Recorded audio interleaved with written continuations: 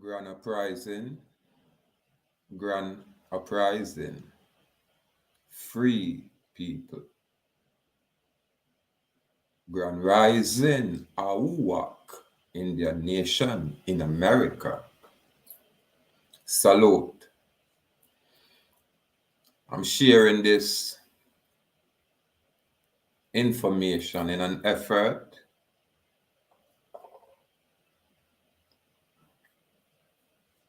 to bring awareness to the fact that when our good brethren them are burn out Jimmy, King James, and are burn out the Bible. However, these are the very same people as black and blackness and black power and, black African. But them now have a problem of burn out the very black man what them supposed to be. Now I'm going to demonstrate that King James is not a white man. That's why my view of the Bible, as it is called, is a little bit different from most. So I have this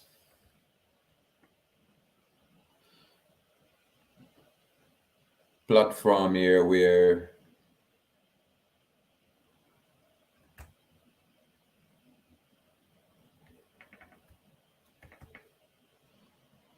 KMV History.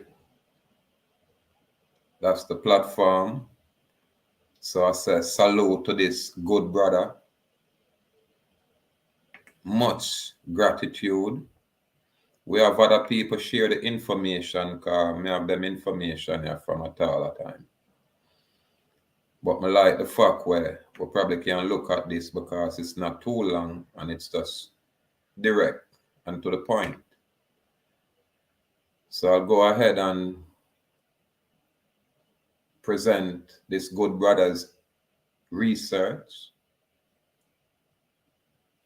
and his information, and specifically for my Rastafarian brethren them, especially the elders when I really deal with Bible,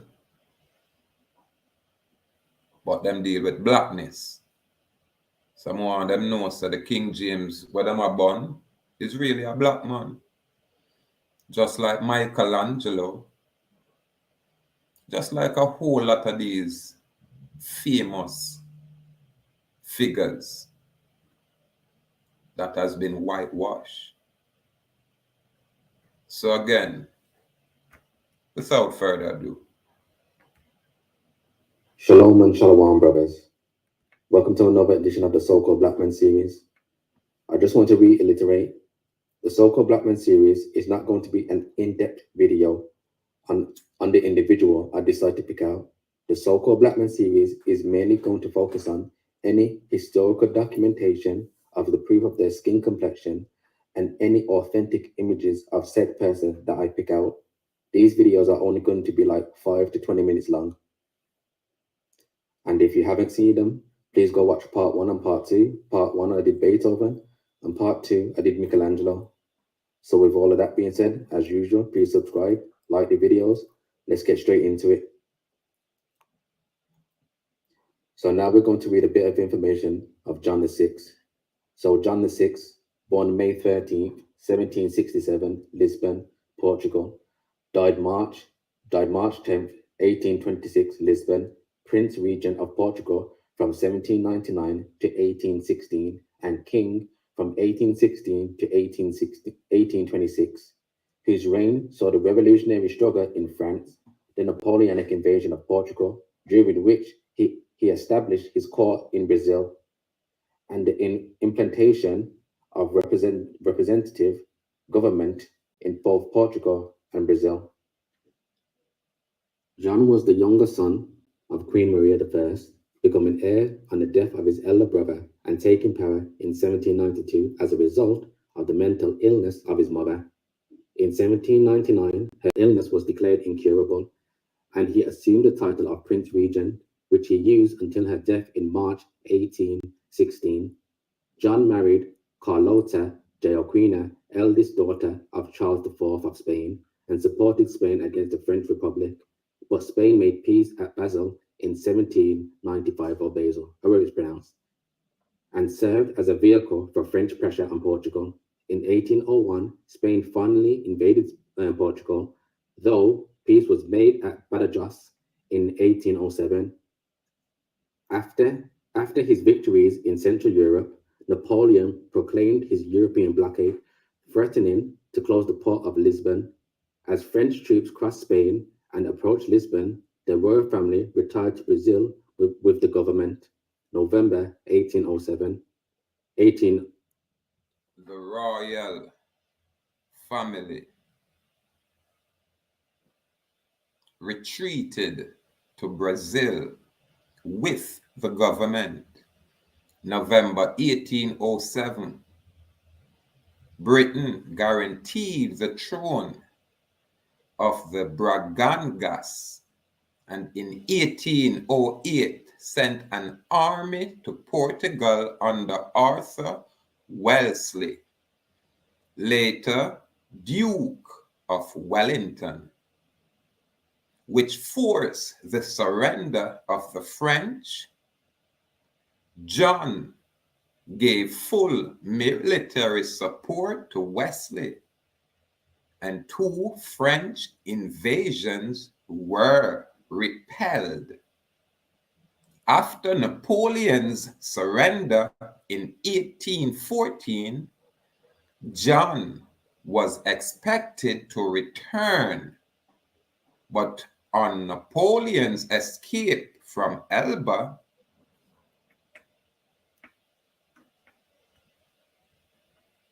Yeah, 1807.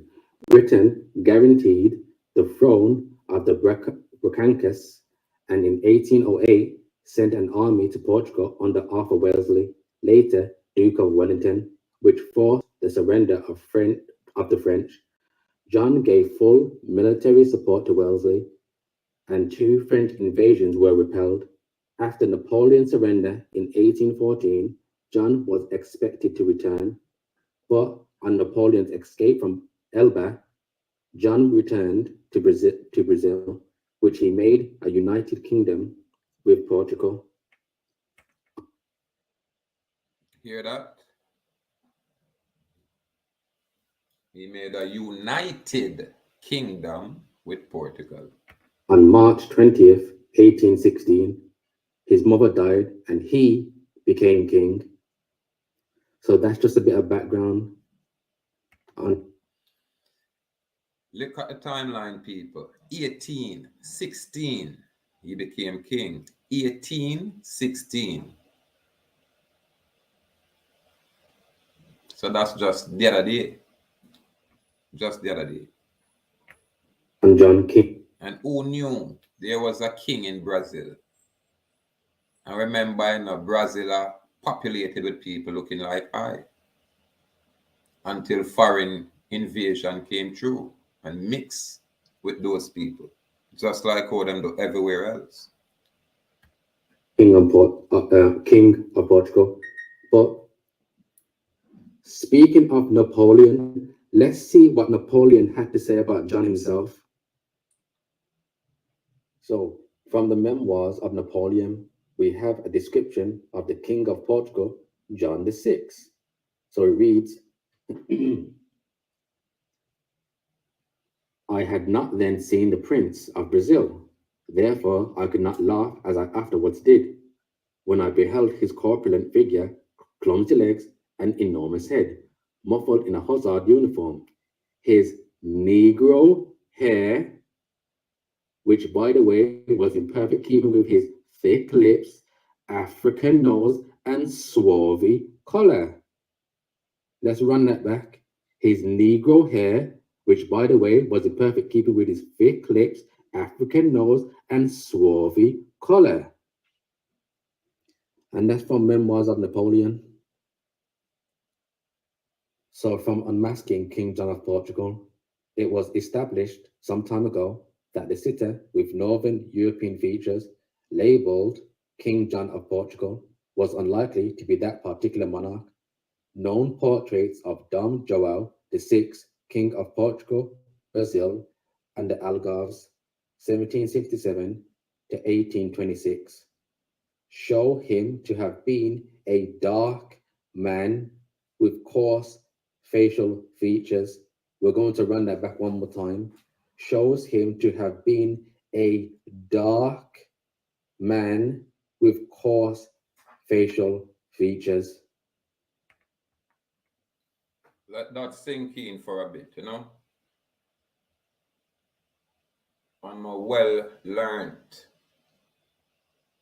brothers out there, hygiens out there, brethrens out there, colleagues out there that was not aware that King James of that Holy Bible is a black man. And I keep saying somebody did have to make a record, and somebody did have to at least leave something in place for us. And when our people comprehend the power of that book, when you really know if you use it, then it's a tool for defeat this adversarial energy that's out there. Yeah, man, one of the secret when you go into the court and you now play them commercial game is when you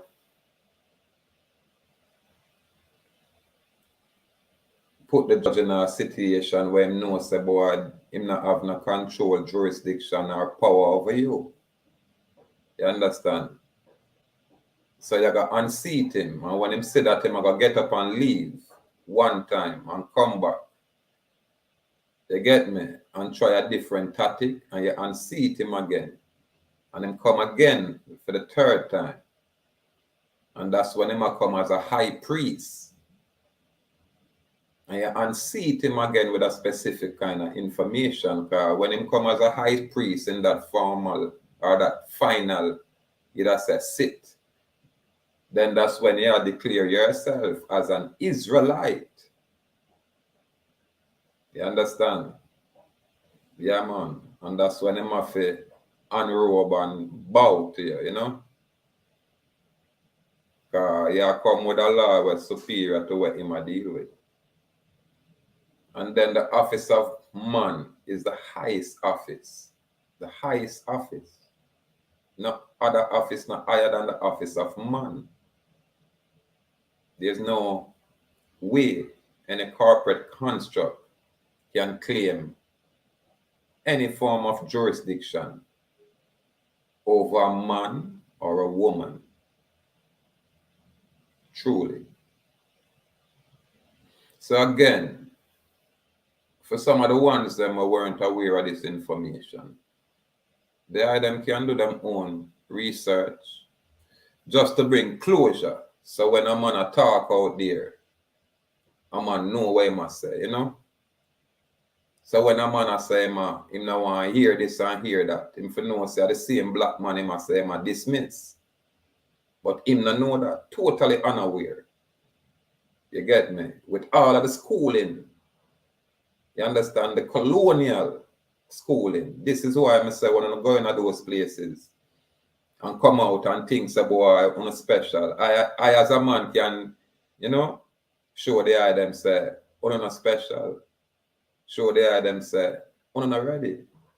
And I can even go as far as saying most of you guys are reading at a probably below a second grade level. Because I'll know when I introduce the quantum grammar to our people, our style. Not necessarily what everybody else has said, but from David Wynne Miller himself. Because that's who I learned the quantum grammar from. David Wynne Miller. And when I learned that from David Wynne Miller, that was when he gifted to the world. Not when some other guys are trying, monopolize this thing and keep this thing for their own personal, gratification and commercial gain. Because I remember when I tried touch base with Mark Christopher them, I never have them £50 and them whole heap of pound if I send go over there. So me not get them access to people. And my people, when I have them kind of resource that, or even know about these places, them not have them access there. So this is why I am here. Yeah, man, this is why I am here. So when me have some brethren where read a lot of things and say them, do a lot of things and say them going to some, exclusive institution of learning, yet them not have this basic information, then me have to ask them, was it a liberal education you get? Or was it one of those Prussian method of learning you got? That's the question. Because King James is a black man. And my people, I said them a blackness them I deal with. But them not like this black man. Only through them weren't aware that this man is black. And as we go forward, we will share a lot of other information where will be relevant. Just like how we show people say, black people, they're in some location where that's their origin. But when you guys start writing story, you write stories that them come from Africa. How you know it when you weren't here? This is what I'm saying. And my people buy it up. Now here you go. Where you go say? A lie. King James really white. Wake up. Wake up. Y'all are sleepwalking. Wake up. So, of course, this is the image that they have of King John VI of Portugal. Now, brothers, didn't we just read that he had thick lips? Didn't we just read he has an African nose? Didn't we just read he had Negro hair? Didn't we just read he had a swarthy color? Didn't we just read he was a dark man? John. So who the heck is this? Now, this is what we call artistic license. They give themselves permission to lie about any historical figure. So the question is, do we have the real image of King John VI of Portugal? Boom. So this is the authentic image of King John VI of Portugal. Now, through all the descriptions that we read of him, this one seems to be more accurate, doesn't it?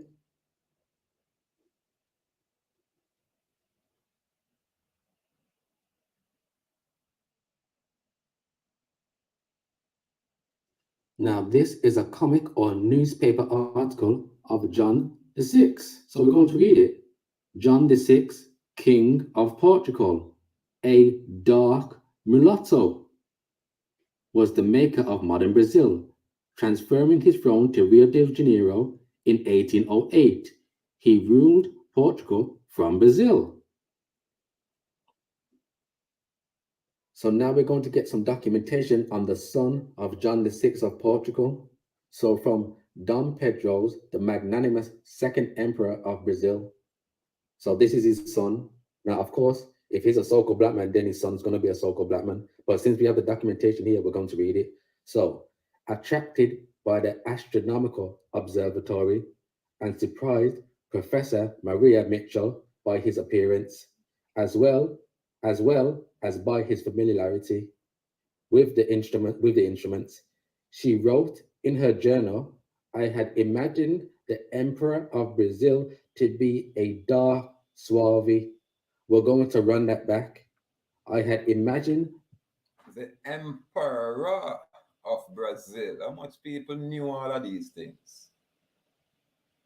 Man, we always talk about the Emperor of Ethiopia, which is over there. And here we have an Emperor of Brazil. And this was a Portuguese guy from Europe come over this side. Interesting.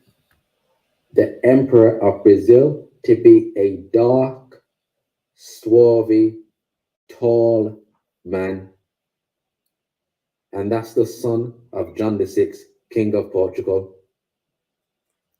Hopefully, this was an edifying lesson for you, brothers and sisters, giving all praises to the Most High Yahweh and giving acknowledgement to Hamashiach Yahushai. Give thanks. Give thanks. Give thanks to the Most High. And him say Yahweh. Hear that? And Yahweh Shai. Some man say Ahaya. You know what I mean? And Ahaya. You know what I mean? So what me gonna do? Burn this man for wearing shoes when me say Hawa. You know what I mean? And the next man will say Jehovah. Some man all want to say Yahweh. So, it's neither here nor there. What we say is give thanks. Give thanks for the opportunity to share them kind of information. And I hope this platform you don't really flag me thing and shut it up and thing. Because all we do is share information, non-monetized. Yeah, man. But, for some of our Rasta out there, salute.